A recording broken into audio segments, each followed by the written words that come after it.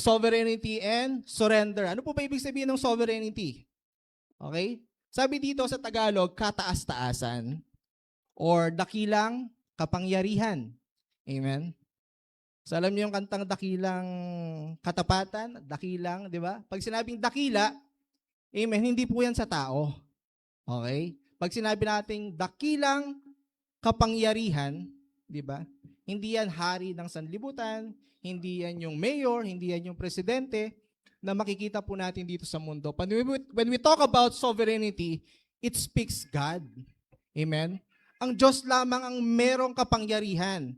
Dahil sinabi nga po niya sa kanyang salita, okay, kung mababasa po natin sa Isaiah chapter 46 verse 10, okay, sabi dito, declaring the end from the beginning and from the ancient times, the things that are yet done, are not yet done, saying, my counsel shall stand, and I will do all my pleasure.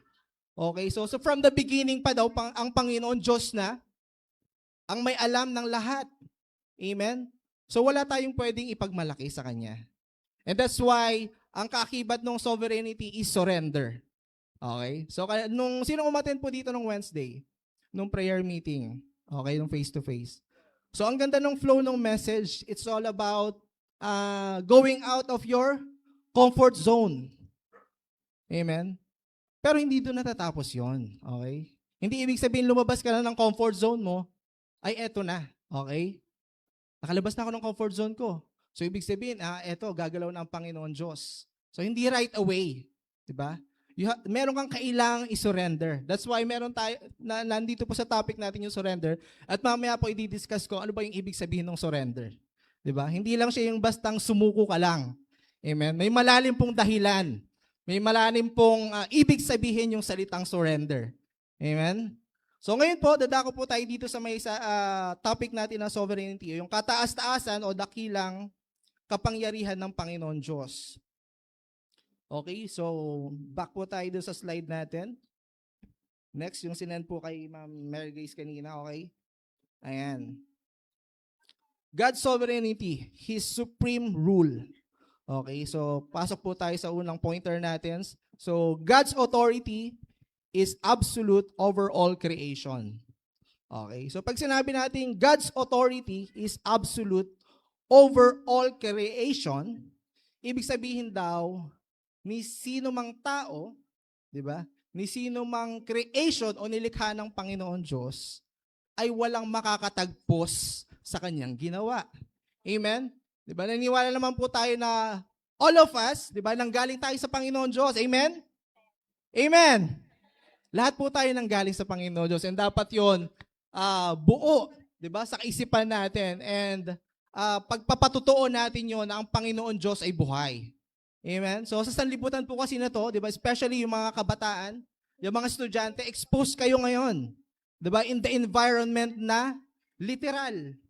Amen? They talk about science, di ba? So anong tinuturo about science? Di ba? Galing pa tayo sa teachings ni Charles Darwin. Naniniwala pa ba kayo na ang tao ay galing sa unggoy? Amen? So we have to upgrade. Amen? So you have to guard your heart. You have to guard your mind. Amen? And that's why bakit mahalaga yung salitang surrender. Amen? Kasi pag nag-surrender ka, di ba? Pag nag-surrender ka, sumuko ka, ano ba ibig sabihin ng surrender? Pag sumuko ka, talo ka ba? Ibig sabihin ng talo ka? Ano yung pagkakaintindi nyo pag sinabing surrender? Di ba? Sa games, sino mga nag-games dito? Pag nag-surrender ka, talo ka, hindi. Talo ka. Pero when you surrender to God, panalo ka. Amen? Nakukuha po ba natin? Amen? Kasi ang victory nagsisimula po when we surrender ourselves to God. Amen? Kasi kailangan ng Diyos na makuha ka muna. Amen? Hindi pwedeng kumilos ang Panginoon Diyos hanggat nagwawagi yung kalooban mo. Amen? Kasi ang tao, di ba? May free will po yan eh. Di ba? May free will ang tao. Gusto niya lagi ganito. Gusto ko lagi nananalo ako. Gusto ko lagi, best player ako lagi. Di ba? Gusto mo lagi, MVP ka. Di ba? Pero sabi nga, ang MVP, di ba, dadaan yan sa pagkatalo. Di ba? Hindi naman yung MVP nanalo ka agad eh. Di ba? Dumaan sa training yan, dumaan sa proseso yan, dumaan siya sa mga pagsubok, di ba? Dumaan siya sa pangungutya, dumaan siya sa ang tingin ng tao sa kanya is maliit lang, di ba? Dumating siya sa pagkakataon na wala siyang magagawa, dumating siya sa time na nag-doubt na siya sa sarili niya. Pero ngayon, God wants us to be reminded. Amen? Na ang pag-surrender po ng ating kalooban, pag-surrender ng ating buhay, pag-surrender ng ating kaisipan, pag sinabi po kasing surrender, hindi lang naman yung kalooban eh. Amen? Surrender mo yung kaisipan mo, surrender mo yung worries mo, surrender mo yung, di ba? Marami kang dapat i-surrender, ikaw ang nakakabatid sa puso mo. Pero one thing that you have to secure in life is that you have to surrender your life to God. Amen? That is your greatest assurance na ang Panginoon Diyos ay magtatagumpay kapag sinurrender mo ang buhay mo sa Kanya. Amen? Ayan. So, for some, di ba, ang hirap i-surrender. That's why ang Panginoon Diyos, ang hirap kumilos. Amen? Di ba?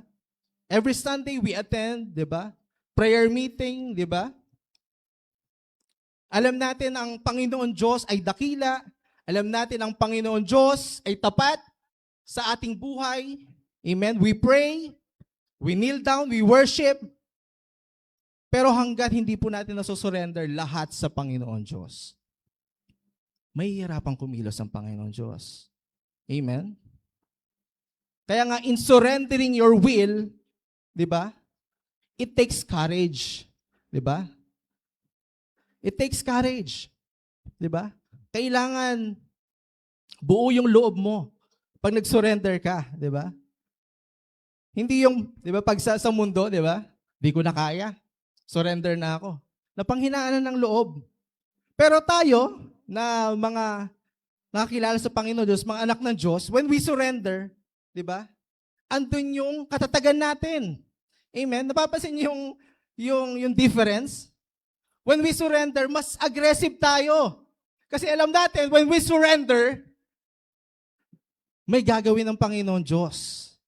Kikilos ang Panginoon Diyos when we surrender. Amen? Especially sa mga kabataan, you have a lot to surrender to God. Diba? Yung kalooban natin, mga mithiin natin, diba? May mga plano tayo sa buhay, pero of course, yung plano pa rin ng Panginoon Diyos. That's why, number one na kailangan mong isurrender is yung buhay mo. Amen? Sabihin mo sa katabi mo, kapatid, nag-surrender ka na ba sa Diyos? Amen? Okay? So, paulit-ulit nating iisipin yan hanggang mamaya. Ano ba yung kailangan ko pang isurrender, Lord? Ano pa ba yung mga kailangan kong bitawan, Lord? Diba? Hindi naman ibig sabihin when you surrender, diba? Hindi yan yung mga physical. Diba? Hindi yan yung mga ganito, ganyan, and everything. Sometimes, yung mga bagay na kailangan mong bitawan is yung mga bagay na nagpapabigat para hindi tayo makalapit sa Panginoon Diyos. Amen? Kaya nga si Peter di ba? Kaya siya lumubog di ba? Hindi siya fully surrendered. Okay? Hindi siya fully surrendered. Di ba? Yung faith niya, di ba? Biglang pinaranas na ng Panginoon Diyos yung supernatural na experience na yun na makalakad siya sa dagat, di ba? Pero bigla siya nag-doubt, di ba? Di ko naman katulad ng Diyos, di ba? Di ba? So nag-doubt siya. And that's why bigla siyang lumubog. Amen. But God is there to rescue him. Okay? And that's why mahalaga po sa salita ng Panginoon Diyos na nauunawaan po natin yung konsepto ng buhay. Amen? Kasi pag naunawaan po natin yung konsepto ng buhay, why we are living here on earth, di ba? Mauunawaan natin yung proseso ng pamamalakad or salita ng Panginoon Diyos na gusto niyang ipakita sa atin. Amen? Kasi we are not just hearers. Amen? Hindi lang po tayo tagapakinig. Hindi lang po tayo nauupo dyan. Hindi lang po tayo nakikinig. Hindi lang po tayo kumakanta. But we are doers of the Word of God. Amen? Kasi hindi mo mapatunayan na ang Diyos ay buhay kung lagi lang tayong nakikinig. Amen? Hindi mo mapatunayan na ang Diyos ay nagpapagaling kung hindi niya ipaparanas sa iyo ang karamdaman. Hindi mo masasabi ng Panginoon Diyos ay nagsusupply ng pangangailangan mo kung hindi ka dumadaan sa mga struggles. Amen? Dumadating ka sa mga kagipitan, di ba? Pero hindi hinahayaan ng Panginoon Diyos. Di ba? Kasi nga, naroon yung panalangin natin. Amen? And that's why mahalaga po yung panalangin. Amen? So we're not just religious na tuwing Sunday lang, tuwing Wednesday lang. Amen? So sabi nga, ang panalangin, it is a lifestyle. Amen? Alam niyo po ba yung salitang lifestyle? Diba? Lifestyle is a life flow.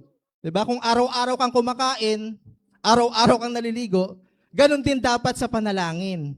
So kung 3 beses ka lang maligo sa isang linggo, so alam mo na. Diba? Amen? Sinong araw-araw dito naliligo? Okay. Araw-araw din kayo nanalangin. Okay? Lifestyle po yun. Lifestyle natin yun. Araw-araw tayong naliligo. So, that's why, maging lifestyle mo rin na araw-araw manalangin sa Panginoon Diyos. Amen? So, dito sinabi po kanina, God's authority is absolute over all creation. So, wala naman tayong masasabi na may nakakita na po ba dito na kambing na nagwo-worship? May nakakita na po ba ditong puno na nagwo-worship? Wala. 'Di ba? Even the creation of God, 'di ba? Hindi nila kayang maarok, 'di ba? Yung kataas-taasan o yung presensya ng Panginoon Diyos. 'Di ba? Not even the creations. Only God, only us, 'di ba? Yung mga nilikha ng Panginoon Diyos na katulad niya. And that's why we are able to worship God. Amen? Yung kambing, hindi naman pwede mag-worship. Yung puno, hindi naman pwede mag-worship. Diba? Si Charlie, pwede siya mag-worship. Diba? Si Rod, pwede siya mag-worship. Diba? Pwede tayong manalangin. And it's an opportunity for us, diba, na magising tayo, na let God, diba, makes us realize, diba, na nabubuhay tayo with a purpose. Amen? Sabi nga nila, para humaba daw yung buhay mo, kailangan lagi kang may purpose, dapat lagi kang may vision. Amen? Hindi ka dapat nawawalan daw ng vision. Especially sa mga matatanda na. Diba? Dapat magkaroon ka ng vision sa apo mo. Diba? Magkaroon ka ng vision kung may anak ka pang pinag-aaral. Diba?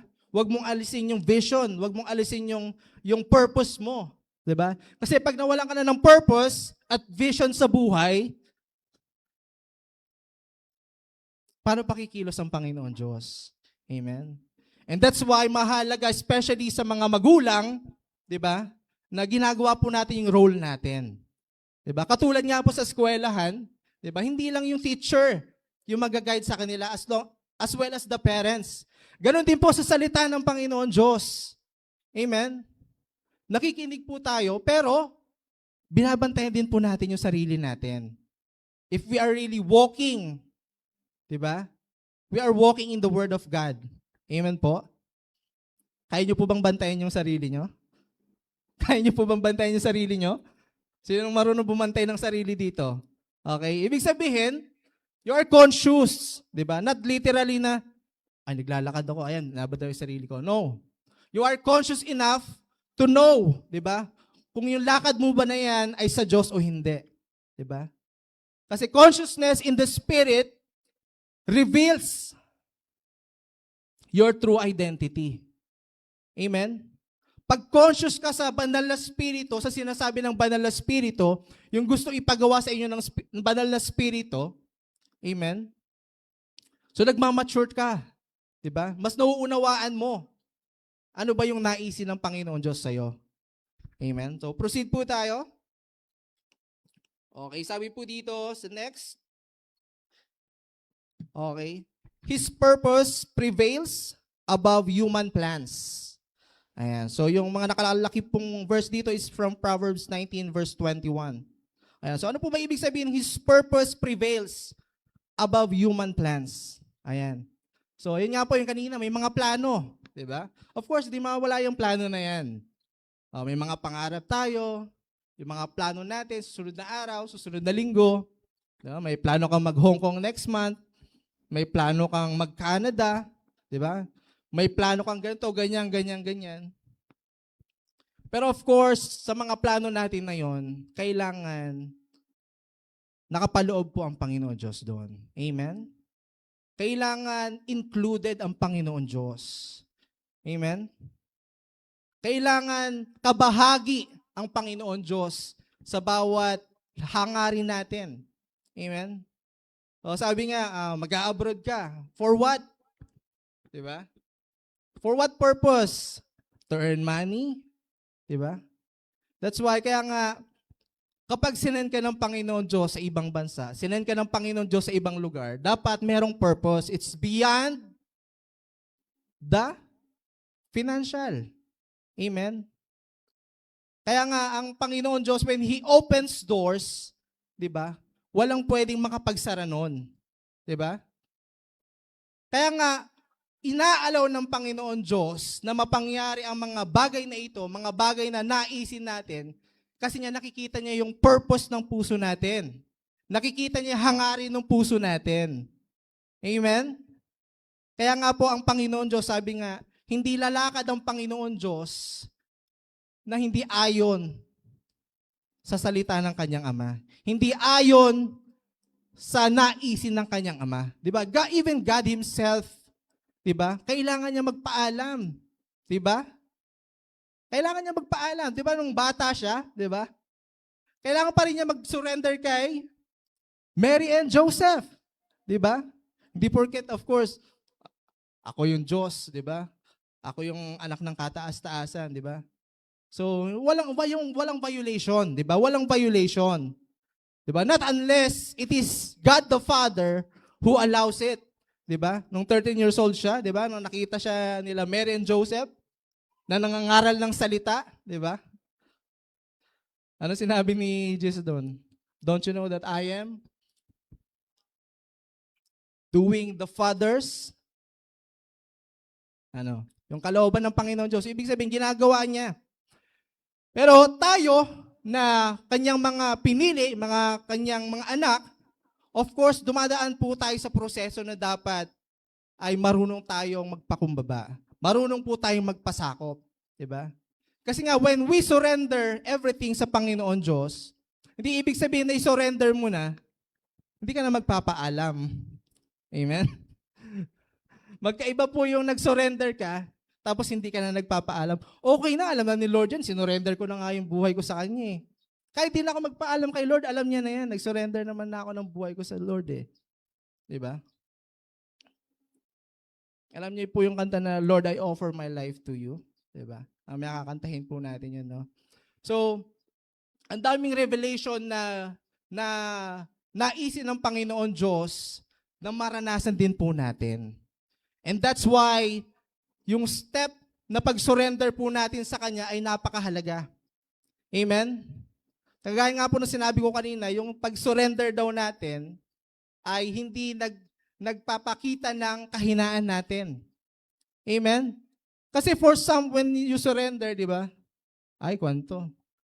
Madali matisod to. Ay, maraming kahinaan to. Di ba? Yung mga di ba, pag nagpa-altar call, ay, makasalanan yun, no? Lumawalapit sa altar call, meron na naman siya iso-surrender. Ganito, ganyan, nagkasala na naman. Di ba? So, nakakatuwa si Charlie kanina na nagte-testify siya. Di ba? He is confessing dito kanina, Lord, patawarin mo ako sa mga kakulangan ko. Di ba?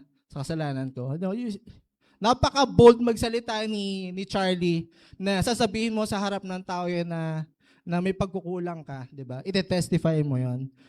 Actually, pag gano'n, di ba, sa prayer lang yun. Pero siya, tinetestify niya. Di ba? So, grabe yung spirit niya na kahit na alam niya nagkukulang siya, kahit alam niya na may mga bagay na alam niya na hindi sa Diyos yun, di ba? Willing siyang, di ba? Willing siyang i-expose, di ba?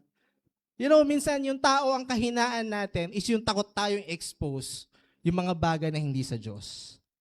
Amen? And that's why ang Panginoon Diyos gusto niyang baguhin ka. Amen? Diba? Hindi ibig sabihin na sobrang sama mo kaya ka binabago ng Panginoon Diyos. Diba? Kaya ka pinagsusurrender ng Panginoon Diyos, gusto ka niyang makapiling muli. Amen? Alam naman po natin na tayong lahat ay nagsimula sa Panginoon Diyos. Diba? Tayo po ay nagmula sa Diyos. And that's why, hindi naman ibig sabihin na gusto ko na makapiling ni Lord is kailangan pumunta ka na sa Kanya. Ibig sabihin, yung spirito mo at ang spirito ng Panginoon Diyos ay kailangang magtagpo. Amen? Yung spirito ni Charlie at ang spirito ng Panginoon Diyos ay maging isa. Diba? Maging align para yung mga pagkakamali niya na yon na kino-confess niya ay mabago at mapalitan ng biyaya ng Panginoon Diyos. Amen? Amen? Hindi lahat ng kabataan ganyan.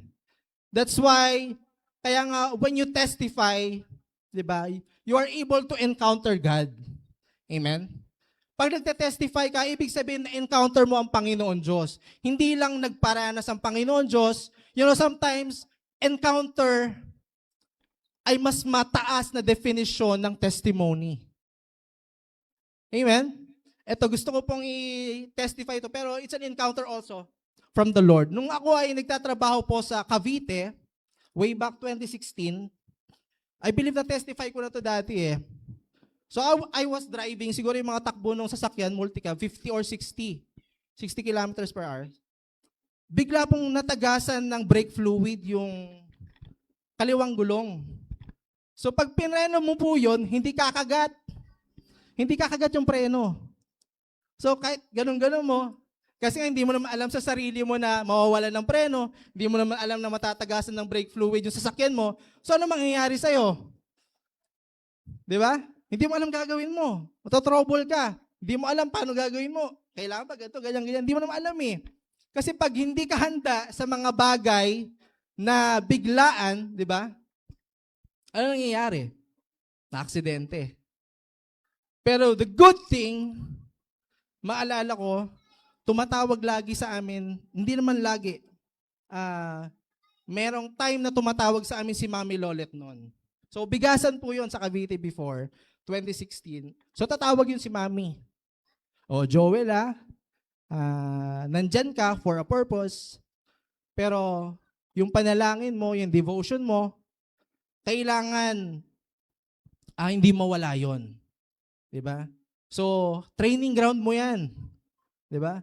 Kasi nung una, diba parang, Lord, di ko naman alam gagawin ko dito, Lord. Ba't mo ko dinala dito, Lord?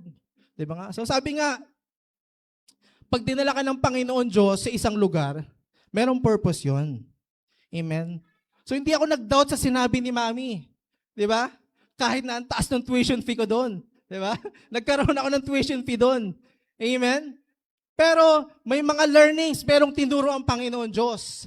Alam niyo po ba nangyari nung sasakyan yung nawalan ng preno?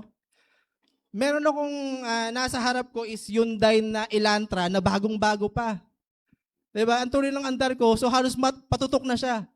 Eh ako naman na hindi ganung sobrang sanay pa sa sasakyan, eh dahil nga sa kakapanood ko ng Fast and Furious yata yon, 'di ba, sa mga sasakyan. So medyo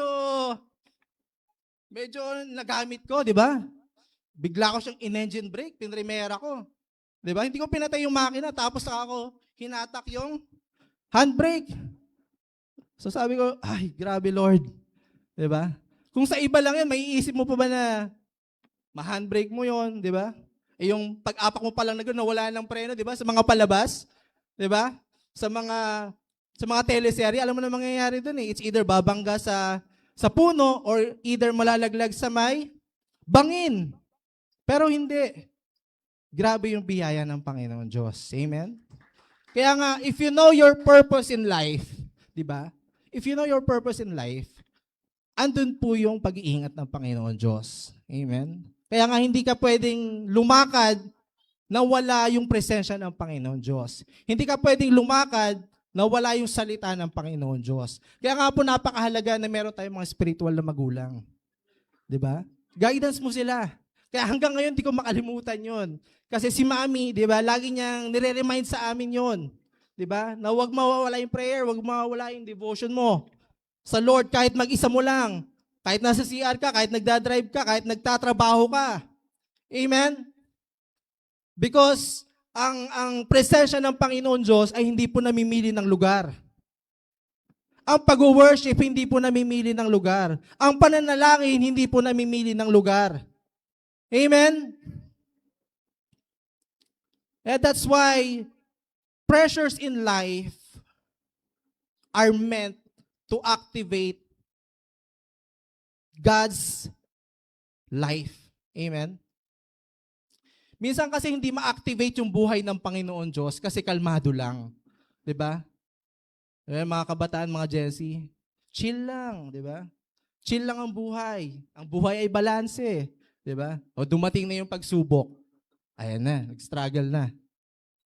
And that's why sabi nga, sa paglakad mo, 'di ba? Sabi sa salita ng Panginoon Diyos, even though I walk through the valley of shadow of death, I will fear no evil. For thou art with me. Diba? Amen? So kahit anong lakaran mo, kahit saan kadali ng Panginoon Diyos, walang silhouette ng kaaway ang pwedeng gumalaw sa'yo. Amen? Sabihin mo sa katabi mo, hindi ka pwedeng galawin ng kaaway. Dahil ang Diyos ay nasa iyo. Amen? So, may it be a reminder again sa ating lahat. Amen? Na when you surrender your life to God, di ba? Is nagpe-prevail po yung purpose ng Panginoon Diyos. Ayan. So, kung pabasahin po natin itong Proverbs 19, verse 21, okay? Kung may mga Bible po kayo sa cellphone, ay okay, nakakon yung cellphone natin. Okay, offline naman. Pwede nyo i-open yung mga cellphone ninyo, no, para masundan nyo po itong verse. Okay, sabi po dito sa Proverbs 19 verse 21, basahin ko na lang po sa Tagalog. May maraming katha. Okay? May maraming katha, ayan, okay? Sa puso ng tao, ngunit ang payo ng Panginoon ang siyang tatayo. Okay, so sa Tagalog, there are many devices in a man's heart. Nevertheless, the counsel of the Lord that shall stand. Okay? So, ibig sabihin, yung mga plano daw po natin, di ba?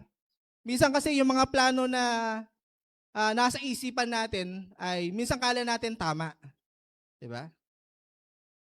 Kasi when you are under the counsel of man, di ba? Pwede po kasing mawala yan. Pwedeng hindi matupad, pwedeng hindi magkatotoo. Kasi nga, under the counsel of man. Diba? O sabi ni ganito, pag ako binoto nyo, diba? Papatayo ako dito ng libreng ospital. Counsel of man. Without the supervision, without the guidance of the Holy Spirit, without God. Diba? Nagsalita lang siya out of His plan. Diba? Dahil gusto niya lang, plano niya lang. Diba? Kasi nga pag nagplano daw ang tao, minsan nangyayari, minsan hindi. Pero kapag ang Panginoon Diyos ang nagplano, ito po ay hindi nababali. Amen? Kung ang utos ng hari hindi nababali, how much more pa kaya ang Panginoon Diyos? Amen? He is more than kings. Amen? So makita po natin dito from Proverbs 19, verse 21, na kapag inuna po natin, di ba, yung naisin ng Panginoon Diyos, di ba? So mapangyayari po yung mga naisin ng puso natin. Di ba? Sabi nga, put God first. Di ba? At ang mga susunod na bagay ay mapangyayari na ayon sa galaw ng Panginoon Diyos. Minsan when you surrender, di ba? Hindi na ikaw yung kumokontrol the next moment. Pansinin nyo? The moment you surrender your life to God, the next thing na gagawin mo, hindi mo na mararamdaman. Kasi ang Panginoon Diyos na ang kumikilos. Yung banal na spirito na yung kumikilos. Amen? Meron na po naka-experience sa inyo ng ganon? Amen? Yung mga pagpapala na hindi mo na hinihingi sa Diyos kung saan na lumalapit. Diba? That's God's sovereignty. Amen? Alam na kasi ng Panginoon Diyos yung nasa puso mo. Diba? Kaya hihilingin mo pa lang, binibigay na ng Diyos. Diba? Kaya grabe ang Panginoon Diyos. Amen? That's why, hindi lang basta-basta. Diba? Hindi lang basta-basta yung pag-attend natin, hindi lang basta-basta yung panalangin natin. Diba? We don't take it for granted. Diba? Kasi merong nangyayari. Kumikilos ang Panginoon Diyos. Amen? Sabi mo sa katabi mo, merong nangyayari. Kumikilos ang Diyos. Buhay ang Diyos. Amen? Hallelujah. Alright, so next verse po natin, supporting verse po natin about sovereignty is found in Romans chapter 9 verse 16. Alright, so basahin ko po dito sa English and Tagalog. Sabi sa Tagalog, kaya nga hindi sa may ibig, ni hindi sa tumatakbo, kundi sa Diyos na naaawa. Kanina po, so madaling araw, minimeditate ko tong verse na to. Medyo parang ang lalim niya. So, I searched about this verse, di ba? Kasi kung sa Tagalog, ito po uulitin ko. Sabi dito, kaya nga hindi sa may ibig, ni hindi sa tumatakbo, kundi sa Diyos na naaawa. Ayan. So sabi dito, ang ibig sabihin daw ng hindi sa may ibig ay, it does not depend on human desire, willpower, or good intention. So ibig sabihin, pinapaunawa sa atin ng Panginoon Diyos na hindi dahil gusto natin, is yun na yung gusto ng Panginoon Diyos. Amen? Hindi dahil gusto mo, is yun na rin yung gusto ng Panginoon Diyos. That's where the battle of the will begins. Diba? Di porket na surrender mo na yung will mo kay Lord is complete na yon, diba? Pag dumating ka na sa pagsubok, ayun na, dyan na pumapasok yung bargaining. Lord, baka naman Lord. Lord, isa pa Lord. Bigyan mo pa akong chance Lord. Isa pa Lord. Okay? Hindi sa may ibig, hindi dahil gusto mo, yun na rin yung gusto ng Panginoon Diyos. Amen? So proceeding, sabi pa dito, nor of him that runneth. Diba? Ni hindi sa tumatakbo. So ano ibig sabihin nun? So kanina, pinagbubulay-bulayan ko. Sabi dito, it does not depend on human effort, hard work, performance, or striving. Amen? So hindi mo makukuha yung kalooban ng Panginoon Diyos dahil lamang sa masipag ka. So hindi mo na makukuha yung kalooban lang basta-basta ng Panginoon Diyos dahil maganda yung performance mo. Amen? So sabi nga ng Panginoon Diyos, hindi siya tumitingin sa panlabas. Ang tinitingnan ng Panginoon Diyos ay yung panloob. Diba? Parang sa basketball lang po yan. Amen? Pwede mong silawin yung mga kalaro mo sa ganda ng pananamit mo, sa ganda ng sapatos mo. Amen? Pero pag naglaro ka na, di ba? Grabe bro Ganda ng t-shirt mo Pwede ba maikon yun? Grabe bro, ang spike ng sapatos mo. Yung laro ko. Hindi, basta ang ganda nung pan mo kanina sapatos mo Ang kapit Di ba? So hindi doon. Amen? Minsan, hindi minsan, okay? Sabi nila, ang buhay ay nagsisimula sa loob. Niniwala po kayo doon, hindi. Alam niyo po yung itlog na may sisiw sa loob? No, yung sisiw buhay. Nasa loob. So paano mo masasabi na yung sisiw ay buhay sa loob? Anong ginagawa po ng mga magagaling magbalot? Tinatapat nila sa ilaw. Titignan nila yung kung buhay ba yon o patay na embryo o buhay yon. 'Di ba? Kasi kung buhay yon, 'di ba? Gagawin nilang kita. Kung patay yon, magiging penoy po siya. 'Di ba? Pero once na na-develop po yung embryo sa loob ng shell, okay? Ano po nangyayari? Kusa po bang nabibitak yon, yung shell? Sino nakakita dito nung kwan? Yung merong itlog, tapos yung kiti is tinutuka niya palabas. Amen. Nakakita na po kayo ng ganon? Nakakatuwa po, no? Di ba? Yung kinakain mo ng ang sarap-sarap, pero palang buhay dun sa loob. And ganun din po sa atin, spiritual. Amen? Kaya nga ang Panginoon Diyos, hindi siya nagbe-base sa panglabas natin. Ang galing magsalita, di ba? Ang ganda ng forma, di ba? Pero kung yung buhay po ng Panginoon Diyos ay wala, hindi po natin makita yung lakad ng Panginoon Diyos. Di ba? Sabi nga, madalas na sinasabi ni Dad, it's null and void. Di ba? Hindi counted yon. Pag nag-shoot ka sa free throw, hindi counted yung maganda yung sapatos mo, hindi counted yung maganda yung suot mo. Kailangan may shoot mo yung ball. Diba? Yun yung nagmamatter. Kasi yun yung merong points. Yun yung merong score. Amen? And sa buhay, in our spiritual life, yun po yung nagmamatter. Kung ano po yung ginagawa natin. Amen? Para sa Diyos. Amen? Ang nagmamatter o yung tinitignan ng Panginoon Diyos is yung kung ano yung ginagawa natin para sa Kanya. Amen?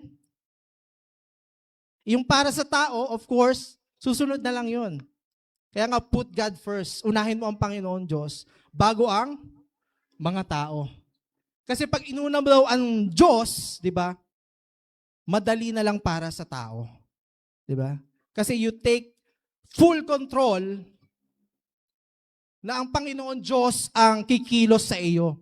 Hindi yung ikaw yung kikilos para kausapin pa yung mga tao na yan. You know, minsan, pag may desire ka sa puso mo, ipanalangin mo yan. Amen? Magugulat ka na lang yung tao na yon. Minsan, ang hirap, parang nahihiya kang kausapin, kusa na lang lalapit sa iyo yun. Amen? May mga naka-experience na po ba sa inyong ganyan? Di ba? Dahil nakita nila yung kababaang loob mo, nakita nila yung kabutihan mo. You know, minsan, nakaka-excite na ang Panginoon Diyos ay gumagawa ng mga himala. Na Panginoon Diyos ay patuloy pa rin na kumikilos. In the midst na dumadaan tayo sa mga struggles po natin sa buhay. You know? Sino dito yung sobra na yung struggle sa buhay, sobra na yung proseso sa buhay niya, tapos biglang may pinadalang tao ang Panginoon Diyos. Amen? So yung pinadalang tao ng Diyos na yon, yung pala yung sagot sa panalangin mo. Amen? Amen? You know, madalas gumamit ang Panginoon Diyos ng kanyang kauri. Amen? Madalas gumamit ang Panginoon Diyos ng kanyang kauri. Kaya kung kauri ka ng Panginoon Diyos, magpagamit ka, brother. Amen? Kung kauri mo ang Diyos, ready ka magpagamit sa Panginoon Diyos. Amen? We are a living example. We are a living sacrifice. Don't misinterpret po yung living sacrifice, ha? Paano po yung pastor? Buhay po ako, pero sasakripisyo po ako, parang ganun, i-offer po ako. Yes. Nabubuhay ka para sa kapakanan ng Diyos. Amen? That's the meaning of living. Sacrifice, di ba? Ginagamit ka ng Panginoon Diyos para sa kanyang kaharian, di ba? Hindi para mahirapan ka, di ba? Hindi para maghirap ka, hindi para, Lord, anong gagawin ko, Lord? Wala akong pamasahe, Lord. Lord, wala na akong kakainin, Lord. Lord, paano to, Lord? 'Di ba? Kaya nga sabi po sa salita ng Panginoon Diyos, 'di ba? Knock and the door shall be open, 'di ba? Ask and it shall be given, 'di ba? Kaya nga kapag mananalangin daw tayo, humingi daw po tayo ng wisdom. Huwag kaagad pagpapala. Amen? Just like King Solomon. Kilala niyo po si King Solomon? 'Di ba? Ano po yung hiningi niya sa Diyos? Wisdom. 'Di ba? Kasi wisdom, 'di ba? Kasi ang wisdom nakapaloob na po lahat doon. Knowledge, understanding. That's the highest form of knowledge. That's the highest form of understanding. Kasi ang wisdom nanggagaling sa Diyos. Knowledge, understanding sa mundo. Diba? Pwede mo makuha yan sa mundo eh. Knowledge, understanding. Diba? Yung mga kaalaman. Diba? Magaling ka sa math, magaling ka sa English, magaling ka sa science. Pero, kung yung science na pinag-aaralan mo, hindi included si Lord dyan, diba? Matitwist yung kaisipan natin. Amen? That's why sa mga estudyante, especially sa mga nag-aaral sa college, araw-araw po tayong humingi ng wisdom kay Lord. Amen? Hindi lang yung, Lord, tulungan mo ako sa pag-aaral ko, Lord. Lord, tulungan mo ako sa exam ko mamaya, Lord. Lord, sana maipasa ko to, Lord. Diba? So, hindi lang ganon. Always ask for wisdom. Kasi when you have wisdom, you have guidance. Diba? When you have guidance, you have directions. Kapag meron kang direction, alam mo kung sa Diyos yan o hindi. Amen? That's how important wisdom is. Diba? Hindi lang siya basta yung wisdom, karunungan lang yun. Ibigyan ako ni Lord na maging aware ako sa ganito. No, when you have wisdom, you become conscious. Diba? Pag meron kang, binigyan ka ng Panginoon ng wisdom, nagiging conscious ka. Ay, tama ba to? Kay Lord ba to? Ganito, ganyan. Pansin nyo si Mami Lolet? Makulit si Mami Lolet in a sense na conscious siya. Alam niya kung sa Diyos yun o hindi. Ops, ops, ops. Hindi yan, mali yan. Ops, ops, ops. Hindi yan yung sinabi ko. Ops, ops, ops. Hindi yan yung instruction ko. Pansin niyo po kay Mami yun. Diba? Kasi yung wisdom ni Mami, diba, is nandun po yung sensitivity in the spirit. You know? That's why, kapag inutusan tayo, at mali yung binili mo, mali yung ginawa mo, ano sinasabi? Yan ba yung instruction ko? Diba? Mami, pwede naman na to eh. Itong didos na pako na to, papasok naman doon sa may pagpilokpok natin eh. Ang instruction, ditres. Diba? Sabi nga, kahit gaano mo ipagtanggol, yung gusto mo, yung naisin mo, kung hindi yan yung kalooban ng Panginoon Diyos, hindi yan mapangyayari. Amen? Amen? Ang sabi ng karpentero, di 4. Diba? Kasi gagawa ng brace ng bubong eh. Binili mo, di 1, di 2. Sa tingin mo, tatayo yung bahay? Kakapit yon? Hindi. That's why instruction is very important. Diba? May mga instruction ng Panginoon Diyos in the Bible. Diba? May mga alituntunin na kailangan nating sundin sa Biblia. And that's why kailangan natin ng wisdom. Amen? Kailangan natin ng talas ng talino para maunawaan natin na ito ay kay Kristo. Amen?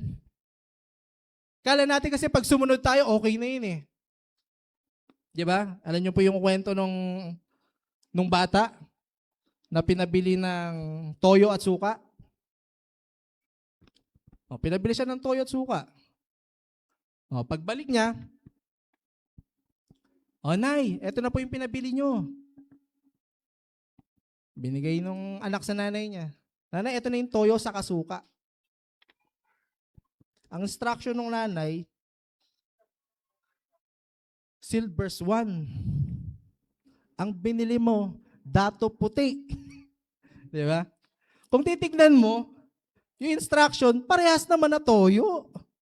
Ano ba naman si nanay? Parehas naman na toyo. Parehas din namang adobo yan pag niluto eh. Kaya ang instruction ng nanay mo, silver swan. Kasi nga, di ba? Silver swan, mga nauna yan eh, di ba? Mga 1970s ba yan?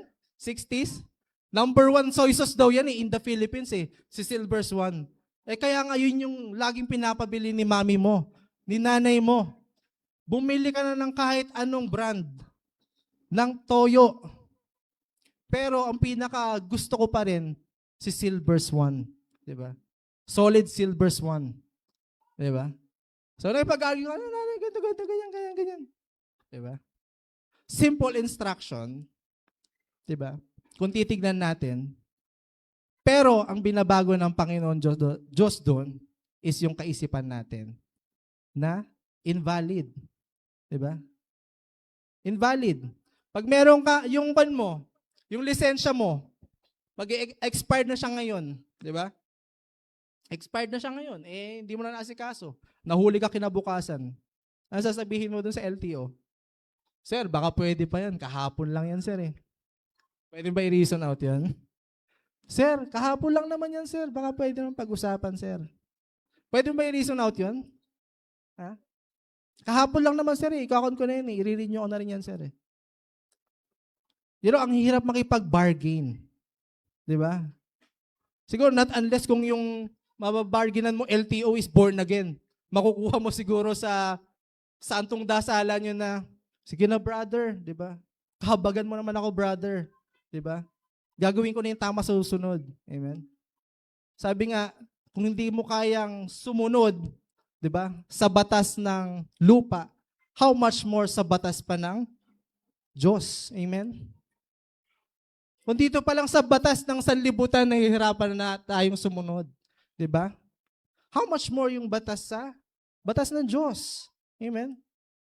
Kung kaya nating i-perfect yung mga rules and regulations sa school natin, di ba? Mga estudyante, kaya mo rin sumunod sa mga utos ng Diyos. Amen?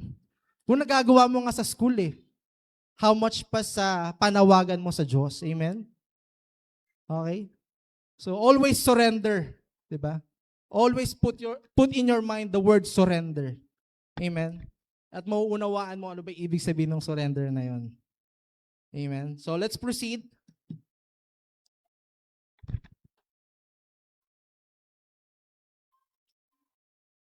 Ayan. So sabi po dito kanina sa salita ng Diyos, yung Romans 9 verse 16, ayan. But of God that sheweth mercy. Ayan. So yung pagpapatuloy po ito ng Romans 9:16 kanina. So sabi dito, kundi sa Diyos na naawa. So it depends entirely and solely on God's sovereign grace and compassion. So ibig sabihin, hindi daw sa effort mo, hindi daw sa galing mo, hindi daw dahil sa performance mo dahil magaling ka, hindi daw dahil sa hard work mo, hindi dahil gusto mo, ay gusto ng Diyos. Diba? So gustong ipaunawa sa atin dito ng Panginoon Diyos na everything that we do ay dumedepende po sa kanyang biyaya. Amen? Lahat po ng ginagawa natin, ito po ay dahil sa biyaya ng Panginoon Diyos. So hindi natin pwede ipilit na, Lord, ito na lang yung bigay mo, Lord. Lord, ito na lang po yung paggawa mo sa akin, Lord. Amen? God knows better. Amen? God knows better. Mas alam ng Panginoon Diyos kung ano yung nararapat sa'yo. Mas alam ng Diyos kung ano yung makakabuti sa'yo. Amen po ba? Alright? So let's proceed. Sovereignty means God is in complete control. Ayan. So kung tayo daw po ay alam natin ang Panginoon Diyos ay dakila, ibig sabihin, alam natin na kapag binigay natin yung buhay natin sa Panginoon Diyos, di ba? God is in complete control. So pag sinabi natin complete control, lahat po yan.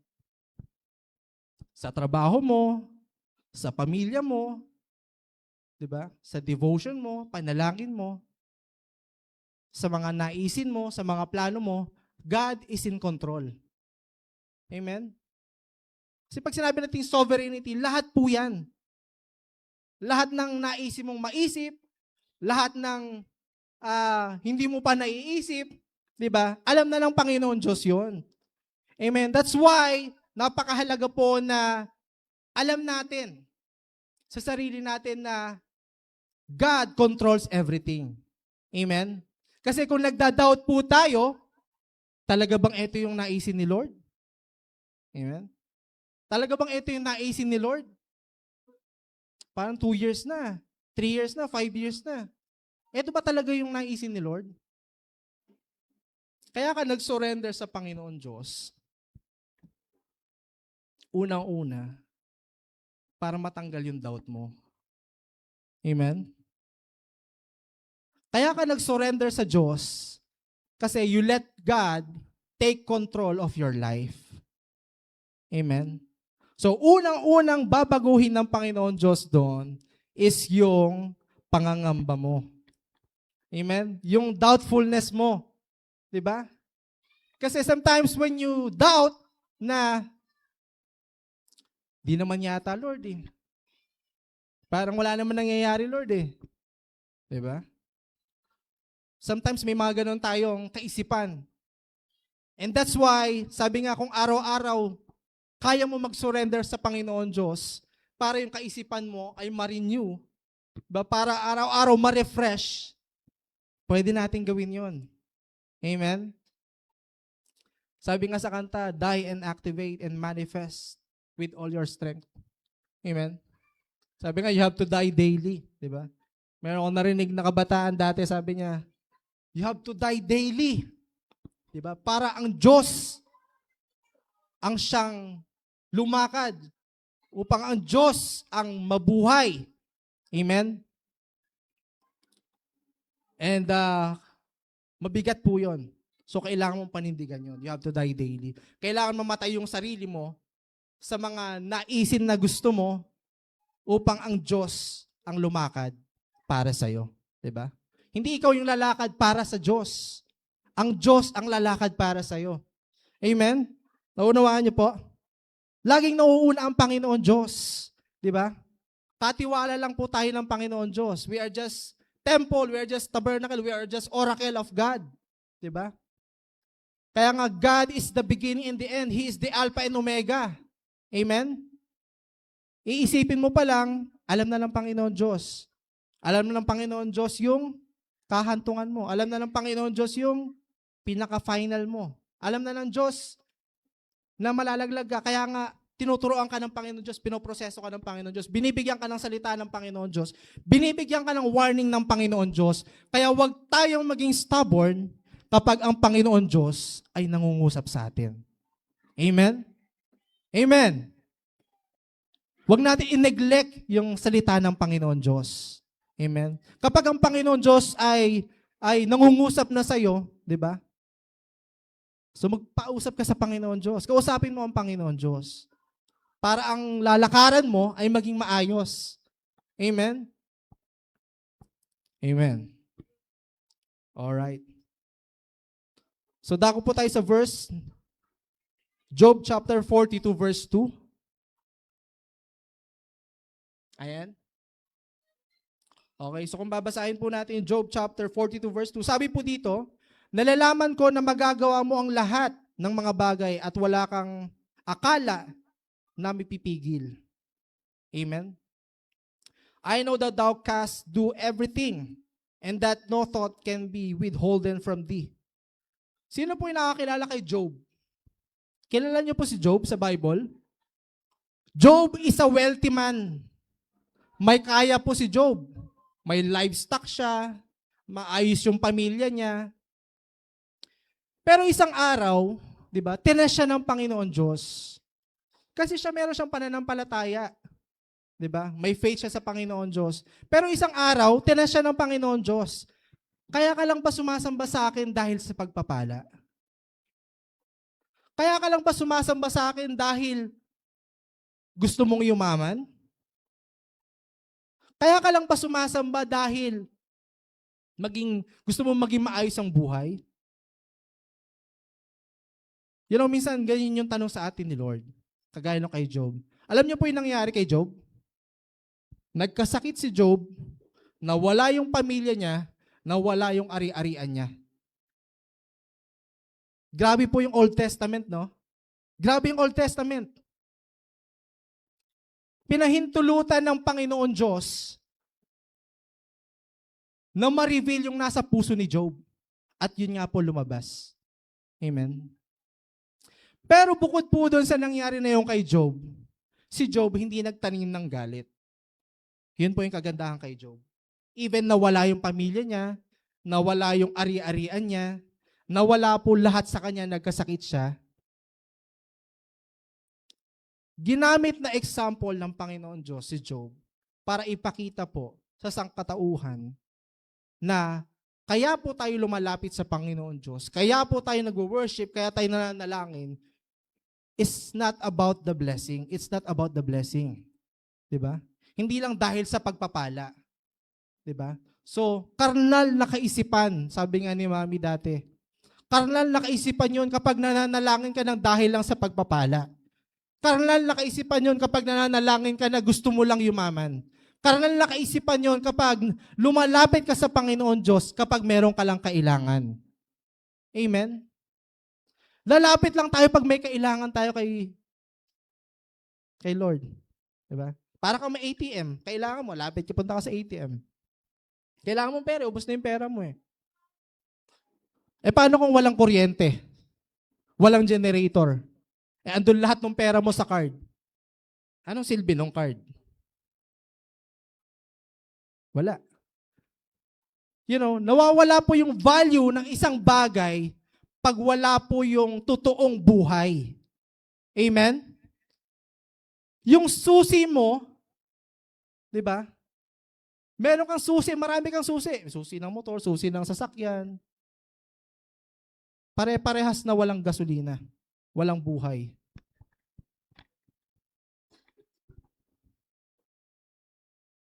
Anong purpose ng susi? Wala din. Kasi walang gasolina. Paano aandar yun? Walang buhay. Ganon din po sa ating spiritual na mga buhay. Amen? Kailangan natin na ma-fill up muna ng presensya ng Panginoon Diyos. Kailangan natin, sabi nga, kailangan maging uhaw tayo lagi sa presensya ng Panginoon Diyos. Kailangan maging uhaw tayo lagi sa salita ng Panginoon Diyos. Amen? Diba? Sabi sa kata, katulad ng isang usa na laging uhaw sa'yo. Amen? So yung pagiging uhaw daw po natin is a good thing. Diba? Pag nauuhaw ka, ibig sabihin, may kulang. Diba? May nararamdaman ka. Diba? Pag maghapon ka na naglalakad, maghapon kang nagtatrabaho, di ka umiinom, tapos uminom ka nung hapon, tapos malamig-lamig pa, anong pakiramdam? Anong pakiramdam? Yung galing ka sa init, 1 oras ka naglalakad. Tapos pagdating mo sa kanto, may sagot gulaman, no? 5 piso lang. Pag inom mo, anong mararamdaman mo? Refresh. Diba? Napawi yung pagod. Diba? Ganon din po sa salita ng Panginoon Diyos. Amen? But let us not be religious. Diba? Kailangan ko na pumunta ng church. Ala na talaga. Ubus na ako. Amen? Kailangan ko na ng salita ng Panginoon Diyos. Diba? Diba? Sa labas, kailangan ko na magbawas ng kasalanan. Sobrang dami na. Ang heavy ba? Ang heavy. Diba? Di na kaya. Diba? So, ang simbahan hindi po bawasan ng kasalanan. Amen? Kaya nga, pag meron kang classmate, di ba, na may mabigat ng dinaramdam o dinadala, di ba, minsan yung church, tao. Di ba? Sabihin mo, yung church, minsan tao. Yung salita ng Panginoon Diyos, nasa iyo na. Di ba? Minsan, kailangan yung templo magamit. Amen? Yung templo, sabi nga, pag hindi nagagamit yung templo, nagiging basyo, di ba? May nakakapasok na masamang spirito. Amen? So paggamit daw natin yung templo. Amen? Paggamit mo yung templo mo sa Diyos. Amen? Hindi yan basyo. Ang bawat buhay na tumanggap sa Panginoon Diyos ay merong buhay ng Panginoon. Amen? So nararapat lang na paggamit po natin ito. Amen? Willing po ba tayo paggamit yung buhay natin? Willing po ba tayo? Amen?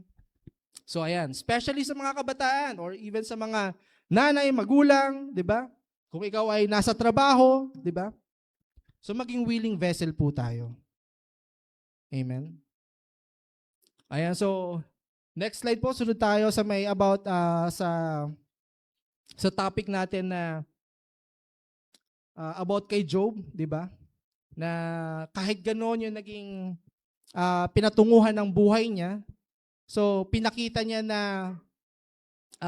ang Panginoon Diyos ay dakila, di ba? And he was able to surrender, di ba? Sa Panginoon Diyos lahat-lahat.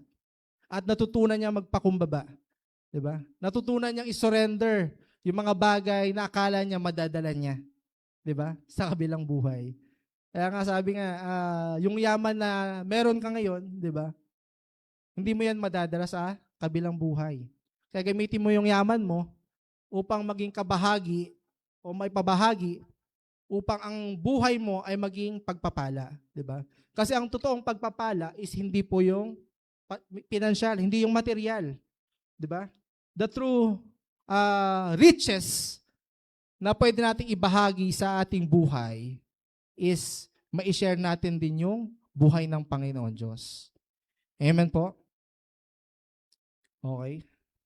Next po, proceed tayo kay Daniel chapter 4, verse 35. Ayan, sabihin po, sa Tagalog po, ito po yung sinasabi. At ang lahat ng mananahan sa lupa ay nabilang sa wala. At kaniyang ginagawa ang ayon sa kaniyang kalooban sa hukbo ng langit. At ang mga mananahan sa lupa at walang makahadlang sa kaniyang kamay o makapagsasabi sa kanya, anong ginagawa mo? Amen? So ibig sabihin, hindi daw natin pwedeng i-question, di ba? Ang Panginoon Diyos, di ba? May mga bagay sa buhay natin na inilagay ng Panginoon Diyos. Ang Panginoon Diyos ang nagtalaga, siya ang naglagay, di ba? Siya rin ang magtatanggal. Amen? Kung ang Panginoon Diyos nilagay ka sa lugar na yan, kung ang Panginoon Diyos ay binigyan ka ng proseso na yan, ang Diyos lang din ang makakatanggal o makakasagot sa problema na yan. Amen? Amen? Yung pinadlock mo, tapos hawak mo yung susi, kaya bang buksan ng iba? Hindi. Kasi hawak mo yung susi eh. Di ba? Ano sabi ni Bishop? Hawak mo ang key. Hawak mo ang key. Di ba? Ikaw may hawak na susi. Not unless may duplicate siya. Di ba? Not unless may duplicate siya. Pero ikaw yung may hawak. Di ba?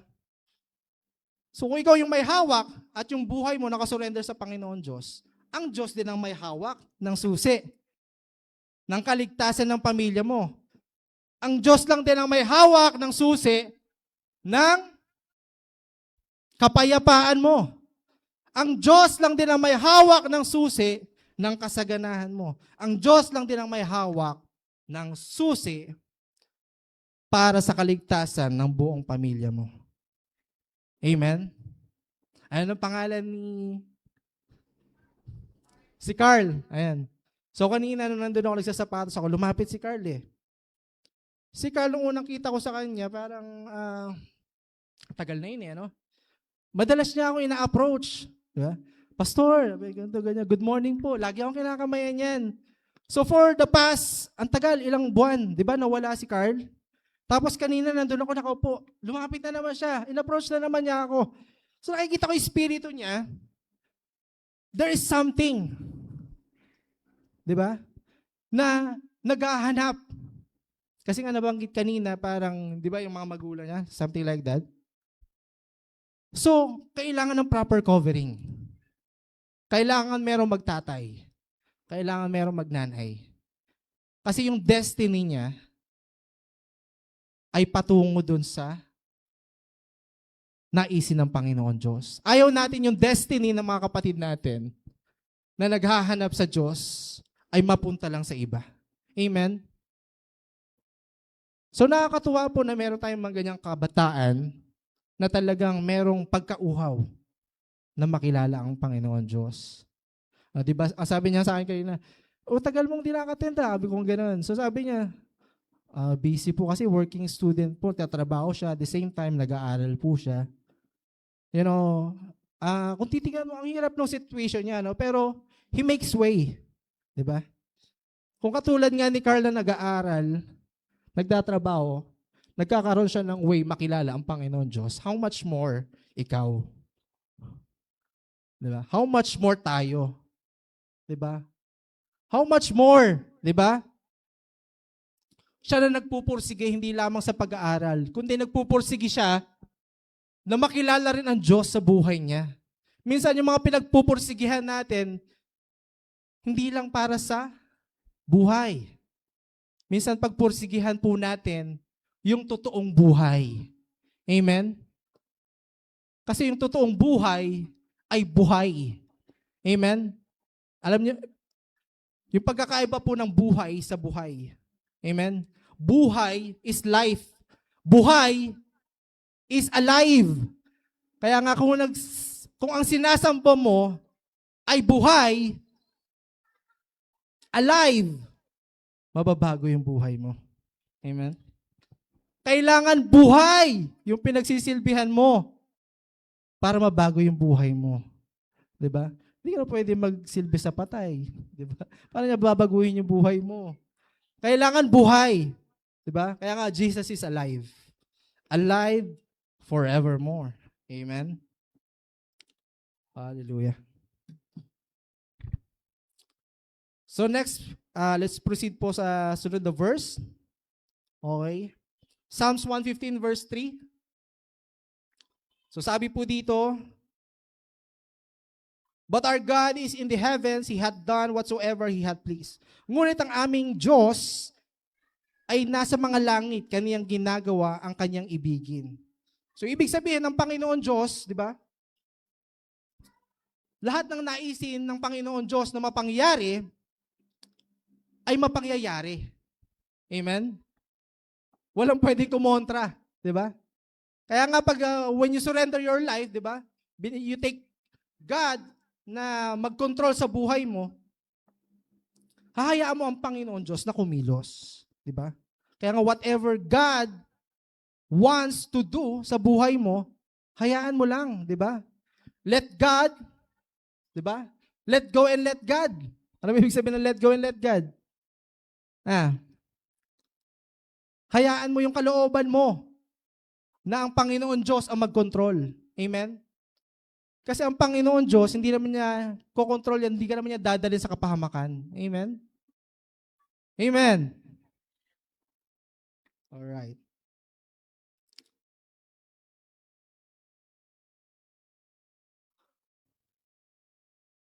So next, sabi po dito sa James chapter 4 verse 7, ayan may mga key verse naman po tayo na pwede nating sundan, ano? So, sa mga susunod na araw, pwede nyo ulit basahin para ma-refresh ulit sa isip nyo. So sabi dito sa James 4 verse 7, submit yourselves therefore to God, resist the devil, and he will flee from you. Pasakop nga kayo sa Diyos, datapwat alangsang kayo sa diablo at ataka siya sa inyo.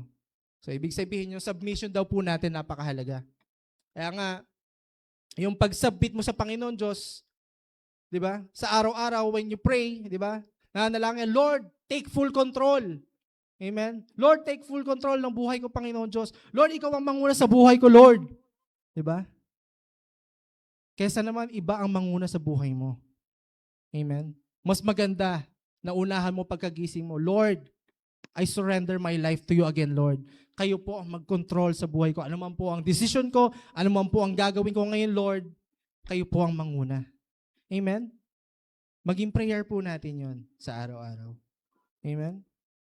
Next po is offering ourselves as a living sacrifice. Okay? So, ito yung kanina sinasabi natin. So, offering yourselves as a living sacrifice. Okay? Tayo, of course, yung mga worship ministry natin, ayan. Offering themselves as a living sacrifice. Yung buhay nila, yung oras nila, di ba? Kasi pagbibigay ng oras natin yan sa Panginoon Diyos. Di ba? Yung paglilid nila, yung mga kabataan na nagwawalis dito, naglilinis, mga nagvo-volunteer, di ba? Kasi when we say living sacrifice, hindi lang naman yun yung nahihirapan ka, hindi yun yung lagi yung nagsasalita, di ba? Kailangan siya lang yung ganito, ganyan, di ba? In simple ways, di ba? You can be used by God. Amen? Sa simpleng effort mo, sa simpleng paglilinis mo lang, di ba? Nalulugod po ang Panginoon Diyos dyan. Amen? So, hindi po tayo, ang audience natin, sabi ko nga, kapag nag-worship tayo, kumakanta tayo, ang audience lang natin lagi ang Lord. Amen? Hindi yung nasa paligid natin. Pag naglilinis tayo, di ba? Asa may CCTV? Di ba? Hindi mo hinahanap yung CCTV. Si Lord yung nakakakita. Si Lord yung magbe-bless sa'yo. Amen? Pag gagawa ka ng mabuti, di ba? Di ba? Ngayon, mga kabataan kasi nauuso dito yung, alam niyo yung mga nagva-vlog? May matanda, bibigyan mo ng 50, bibigyan mo ng pagkain. So, nagiging sophisticated minsan yung pagtulong Di ba? Ako, bigyan ko nga ng 10 yun. Ay, bigyan ko nga ng 50. Baka to, vlogger to. Bigyan ako ng 5,000 pag binigyan ko. Di ba? Excited ko. So, yung kabaitan mo, di ba? Sophisticated na. Hindi na siya yung kwan. Dahil nga nadadala ka na, naku, tamang 5,000 to 50 ko pag kwan to, vlogger to. Di ba? May mga ganun di ba? That's why yung pagiging mapagbigay natin, yung pagiging kind natin sa mga tao, dapat bukal po sa puso natin. Di ba? Hindi dahil meron kang gusto. Di ba? Hindi yung dahil sa may kapalit. Amen? Sabi nga, pag tumutulong ka daw, huwag mo iisipin yung balik, yung kapalit. Amen? Kasi nawawala yung essence ng kindness kapag iniisip ka agad natin yung kapalit. Amen? Hayaan natin ang Panginoon Diyos, di ba, ang mag-reward. Di ba? God is your great reward. Di ba? Sabi ng salita ng Panginoon Diyos, He is your reward. Di ba? Amen. Ayan. So Romans 12 verse 1 and 2. Sabi po dito, kaya nga mga kapatid, ipinapamanhid ko sa inyo alang-alang sa mga kahabagan ng Diyos na inyong iharap ang inyong mga katawan na isang haing buhay, banal at kaaya-aya sa Diyos na siya noong katampatang pagsamba. At huwag kayong magsiayon sa sanlibutan ito, kundi mag-iba kayo sa pamamagitan at pagbabago ng inyong pag-iisip upang mapatunayan ninyo kung alin ang mabuti at kaaya-aya at lubos na kalooban ng Panginoon Diyos. Ayan. So pag nagpagamit tayo sa Panginoon Diyos, una po niya binabago is yung kaisipan natin. Amen? That's why pag nabago yung kaisipan natin, nagkaroon ng transformation, nauunawaan na po natin ang mga bagay na ginagawa natin ay hindi para sa tao. Amen? So ginagawa mo yan dahil mahal mo ang Panginoon Diyos. Amen? Yun po yung pinaka-bottom line po. Amen? Ginagawa mo yung mga bagay na kaaya-aya, kanais-nais, at banal sa paningin ng Diyos dahil mahal mo ang Panginoon Diyos. Hindi lang dahil sa pagpapala. Amen? Diba? Sabi ko nga po kanina yung kwento ni Job, diba? Tinanggal sa kanya lahat ng mga bagay na yon para makita ng Panginoon Diyos yung totoong puso niya. Amen? So, pag nakita ng Panginoon Diyos na totoo tayo sa Kanya, diba? Ang lahat ng mga bagay na naisin natin ay nagiging totoo. Amen? Para maging totoo yung mga naisin mo, kailangan maging totoo ka muna sa Diyos. Amen? Amen? Alright? Okay, trusting His perfect, loving plan. Okay, so proceed na kagad tayo para nasa oras po natin. Trusting His perfect and loving plan. So merong tamang plano lagi ang Panginoon Diyos. Amen. When you surrender your life, merong magandang plano ang Panginoon Diyos sa'yo. And isa nga to sa madalas na napapakinggan natin na it also becomes your comfort. Diba? Sometimes yung salita ng Panginoon Diyos, it becomes your comfort, but sometimes it becomes a challenge. Diba? Romans 29:11, for I know the thoughts, diba? Or the plans I have for you, says the Lord. Plans to prosper you and not to harm you. Plans to give you hope and a brighter future. Amen? And minsan, sa plano ng Panginoon Diyos, diba, mayroong mga pagkakataon na hindi natin inaasahan. Pero God wants us to be reminded. Amen? God wants us to be reminded. Gusto ipaalala muli sa atin ng Panginoon Diyos na yung plano niya ay napangyayari. Amen? Yung pinanalangin mo nung isang buwan, pinanalangin mo nung isang taon, mangyayari pa rin yon. Amen? Ang panalangin po, wala pong expiration. Atin-atin lang po yan. Ha? Ang panalangin, walang expiration. Yung pinanalangin mo 5 years ago, pwedeng mamaya ma-experience mo na. Pwede yung pinanalangin mo last week, pwede nang iparana sa iyo ng Panginoon Diyos yun. Kaya nga nasa iyo yun. Search your heart, di ba? Alalahanin mo yung mga pangako ng Panginoon Diyos. Di ba? Kasi pag lagi mong inaalala yung mga negative, di ba? Paano ma-overcome? Di ba? Paano makakalakad ang Panginoon Diyos? So isipin mo yung mga bagay na mabuti na gagawin ng Panginoon Diyos. Kahit hindi na sa pangsarili mo. Para sa mga anak mo, para sa kamag-anak mo, para sa nanay mo kung hindi pa nakakilala sa Diyos. Amen? So ganun po. And pinaka-last verse natin is Proverbs 3:5 and 6. Trust in the Lord with all your heart and lean not on your own understanding. In all thy ways acknowledge Him, and He shall direct your paths. Okay? Trust in the Lord. Amen? Kasi kahit anong surrender ang gawin natin, kung yung tiwala natin sa Panginoon Diyos ay napakaliit lang. Amen? May hirapan pa rin lumakad ang Panginoon Diyos. Kaya nga sabi dito, trust the Lord. Sabi, magtiwala ka sa Panginoon Diyos ng buong puso. Hindi po kalahati ha. Buong puso. Pag sinabing buo, ano yung ibig sabihin? Walang kapiranggot. Hindi 99.9, 99.8, 100%. Amen? With all thine heart, and lean not on your own understanding. Amen? Huwag kang manahan sa sarili mo lang. Own. Ibig sabihin, sarili mong kaisipan. And minsan, yung sarili nating kaisipan can be deceitful. Amen? Pwede tayong dayain ng kaisipan natin na pang tao. Amen?